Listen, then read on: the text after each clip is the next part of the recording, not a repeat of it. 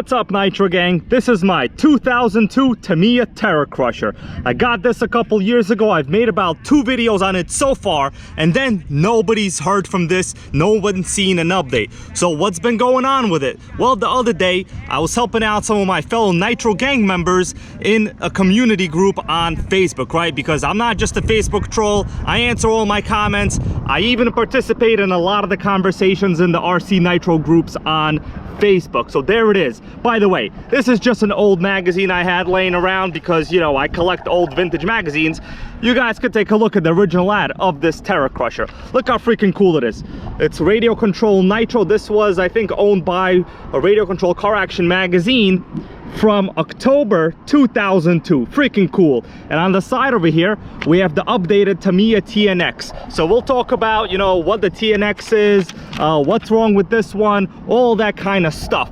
But I'll tell you right now, I guarantee you this thing is gonna start. I haven't started it in probably over a year, but this Tamiya .18 engine, it may be gutless, it may be weak, but it runs very good. And I bet you're asking yourself, bro, how come you don't put a big block in? What's a .18 in a giant monster truck like this, right? Well, you gotta realize back when this thing was out, 2002, it was first announced in 2001, it was competing against like the Pro 15 powered Traxxas t-maxx of the time. Now, of course, the Savage 21 BB was already out, but I gotta tell you, I drove the Savage 21. That thing was gutless. It was not much faster or more powerful than this .18 in this Tamiya, and that was a gas guzzler. This was actually fairly efficient. I like the suspension, I like the body, I always liked this. And guys, I had this brand new when they first came out. So this one has the most classic issue. Of course, it is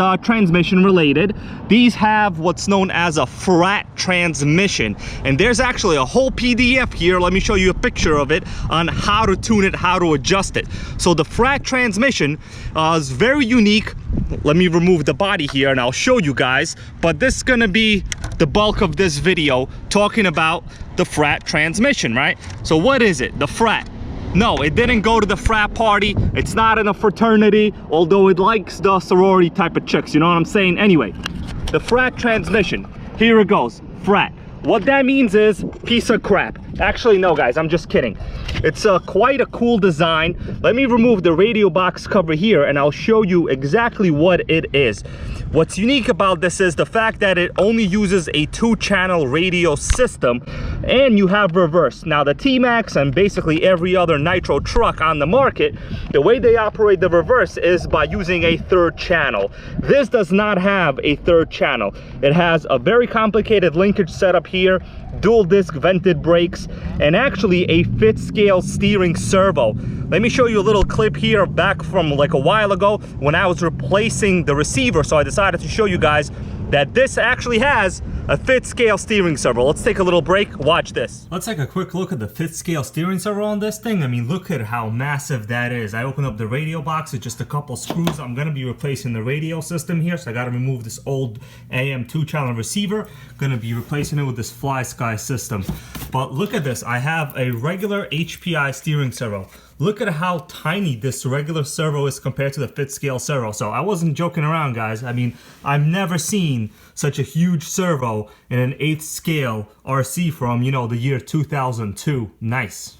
Okay, back to reality. Let me talk to you more about the problem. The damn forward reverse automatic transmission is the problem. I'll show you guys now what happens, but I know another buddy of mine in the Facebook group that I participate in also has the same exact problem. He promised to send me a video of his so we can make sure that, yeah, both of these are exactly the same. Now,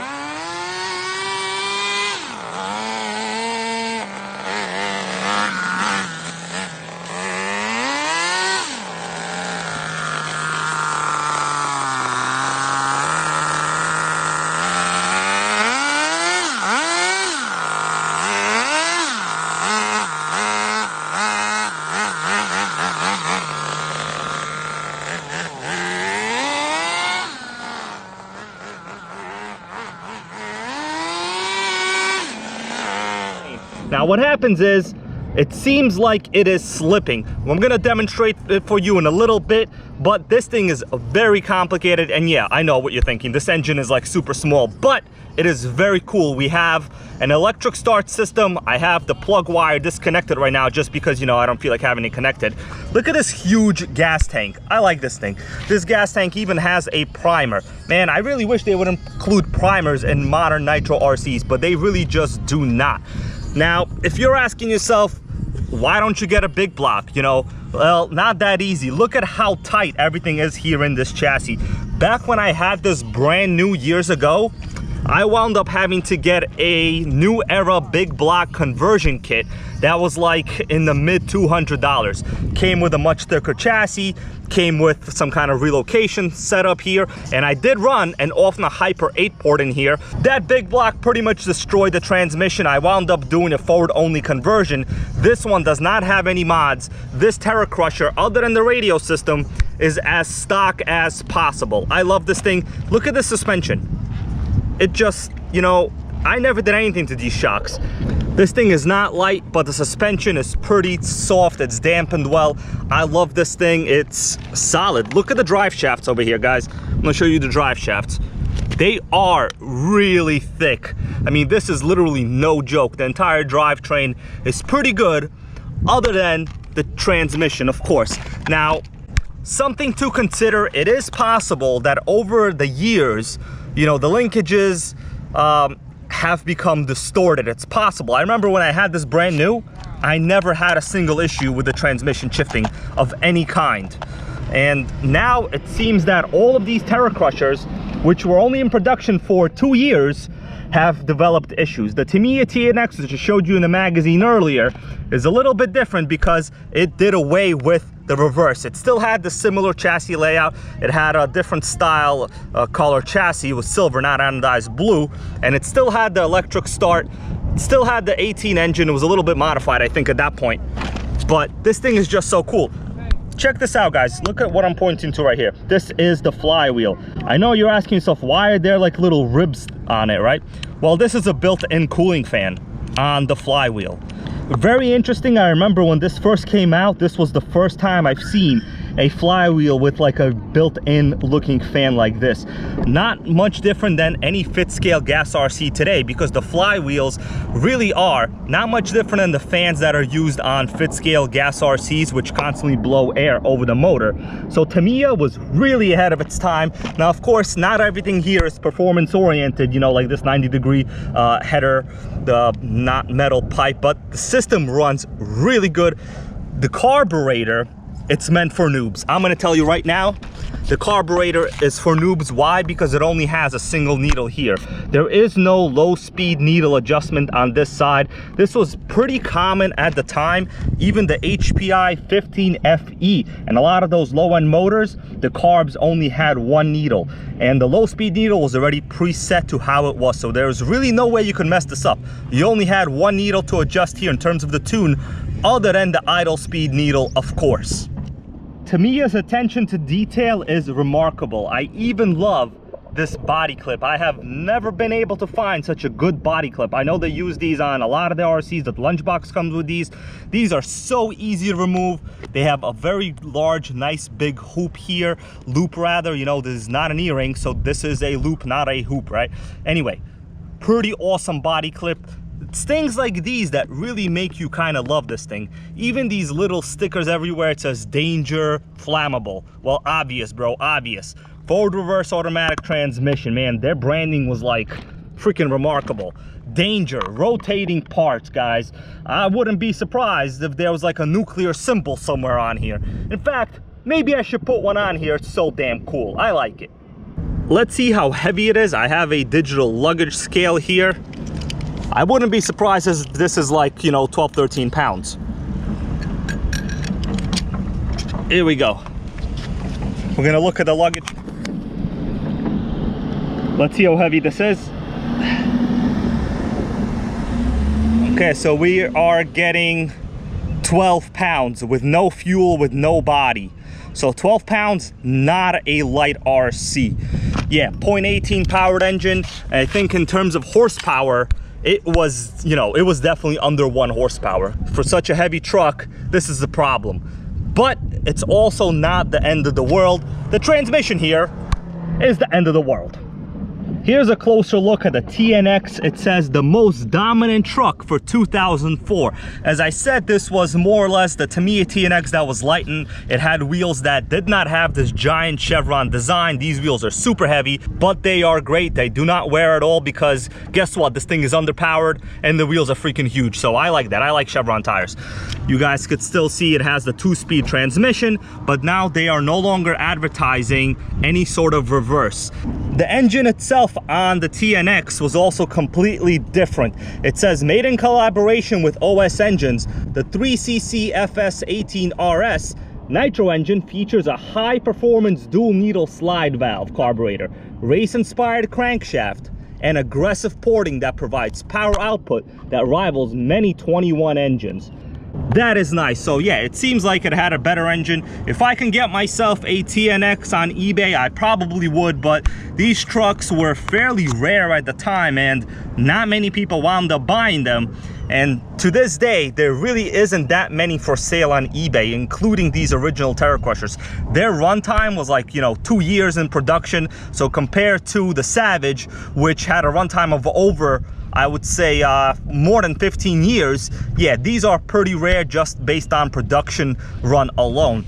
It says the all-new TNX features new pin type 2-speed, light and main clutch, machine steel diff gears, light flywheel, aluminum wheel hubs. So yeah, you could clearly see they are going for the light treatment.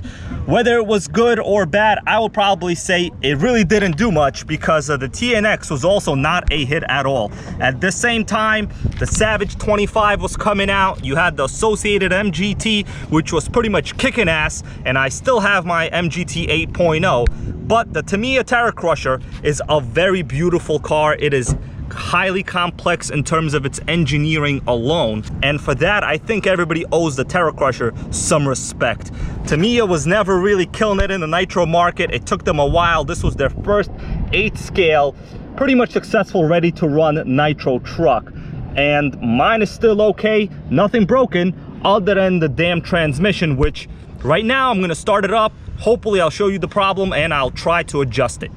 Damn it, I was just cleaning the inside of this fuel bottle. It had old gummed up oil inside. I'm gonna run this 30% Bones Brew in this, but now I got a freaking napkin stuck inside, man. How am I gonna get this thing out? I don't know. I'm gonna have to like go fishing with the tools I got over here. Never ran into this kind of problem before, guys, but you know, when you clean the inside of your fuel bottles with tissues from Domino's Pizza, sometimes this kind of stuff happens.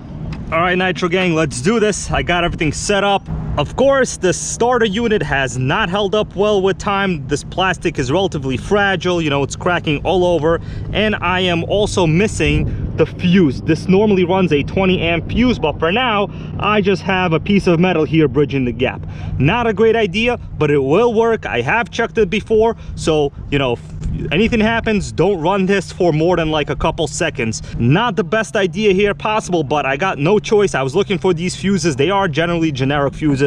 No big deal, you can get them, but I was a little lazy, so just stuck a piece of metal here, you know, to bridge the gap, and it should be fine. All right, let me put this thing on. Is it on? Let's check. By the way, to run a fail-safe for the brake on this is also kind of weird, because when you shift to brake, you know, all the way like this, the reverse actually goes on. So if you have it set to max brake, it applies max brake, it'll actually shift into reverse. So currently I have it set to just apply neutral if I turn the radio off. So let me show you guys exactly what I'm talking about.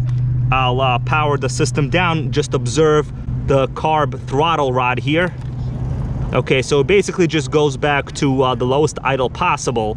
You don't want it to apply reverse because that would actually be full brake on your remote. Kind of an interesting setup. So fail safe on these, pretty interesting. You have to really understand the way the Tamiya system is set up. Otherwise, you're gonna have a problem. Okay, let's prime this right here. I am going to observe fuel in the fuel line. Hopefully you guys could see. We have nice clear lines, thank you Tamiya. Finally, a manufacturer that understands. And yeah, these lines are original. I have not replaced them. I have not cleaned them. I did nothing. Observe the fuel. Okay, yeah, it's literally already in there. Perfect. This is why I like Tamiya. Attention to detail. Great primer, great tank, clear fuel lines.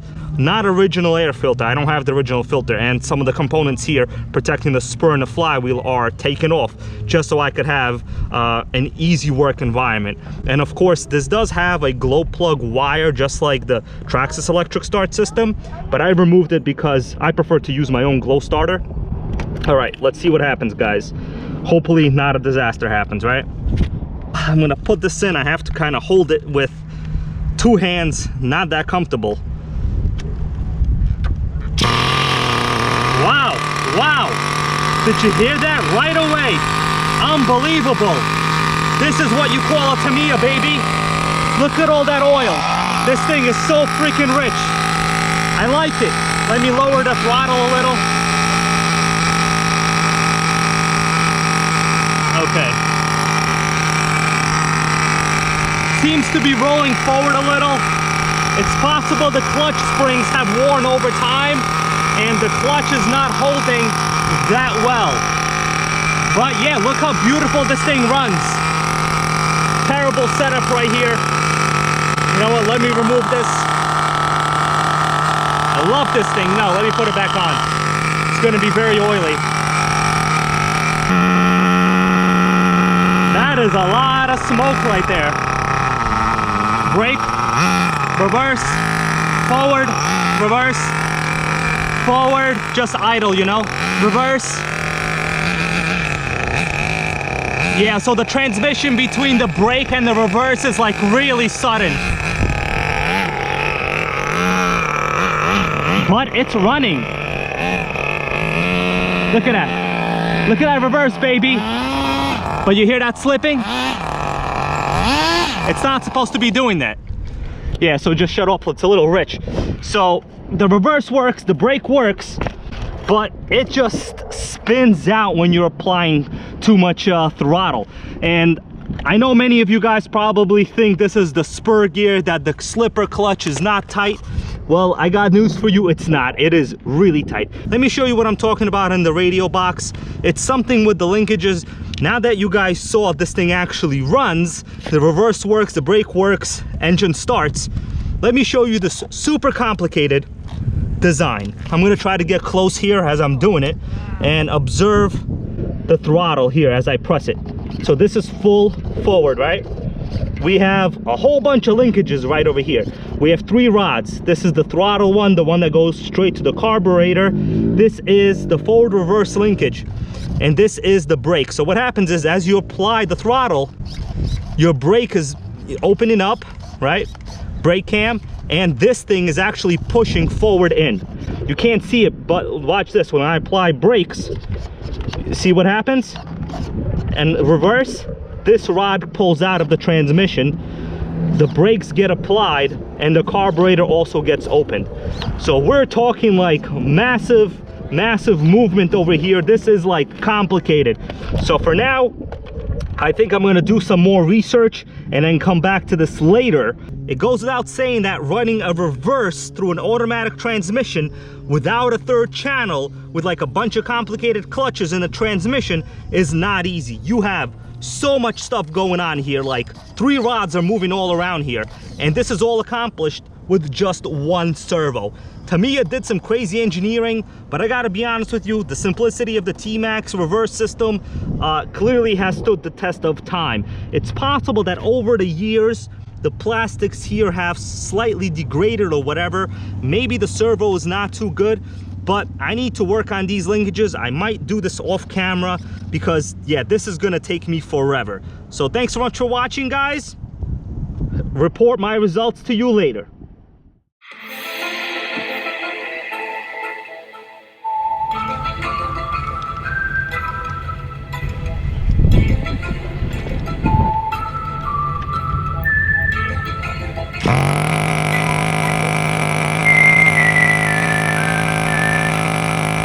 great about this is you could start this completely with the body on. You don't even have to remove the body. Of course, not much different than the t-maxx, but yeah, still pretty cool. Let's do this again.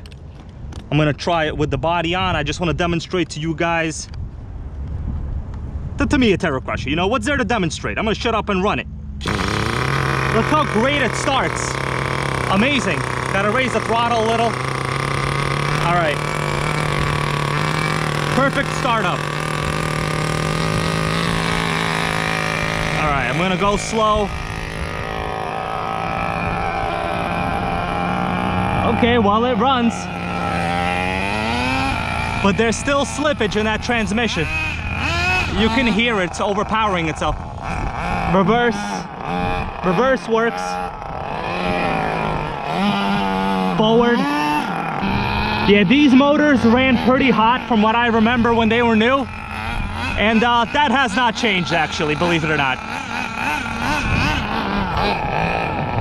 Reverse.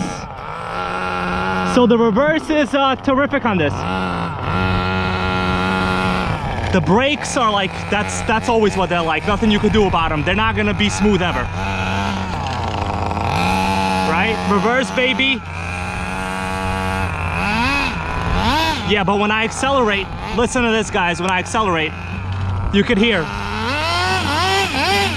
It's not, you know, getting all that power through the transmission. And it's not the slipper, so don't say it's the slipper.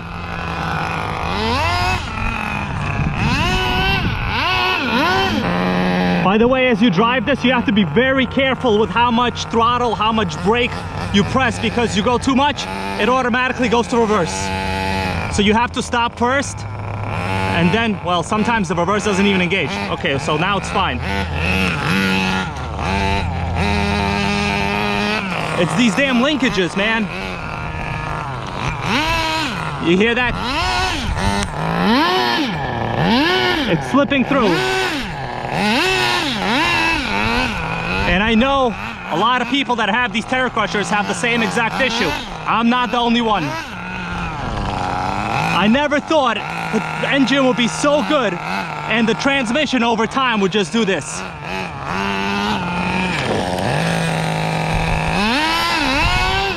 Oh.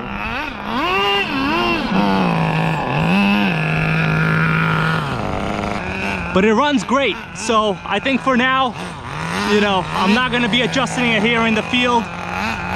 Just wanted to demonstrate the problem, and I guess what's great about these things. I'm gonna shut it off now. Actually, great time to do a pinch test. Let's do a pinch test to see what the low speed needle setting is actually like. A lot of oil coming out of here. I'm gonna pinch the gas line. Okay, so that was about like, I would say 3 seconds. But of course I pinched it really, really close to the carburetor, so not a very good indicator.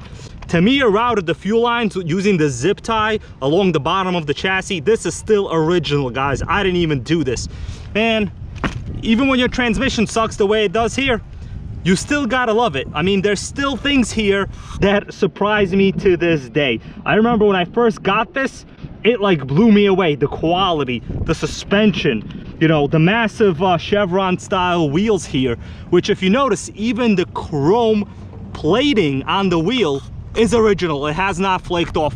Usually after all the years, you know, of running, abuse, washing it in the sink, this would be a disaster by now. But the chrome here is literally like new, you know? So yeah, Tamiya Terra Crusher, baby.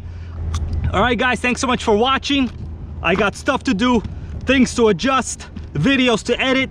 See you later. Thanks for watching.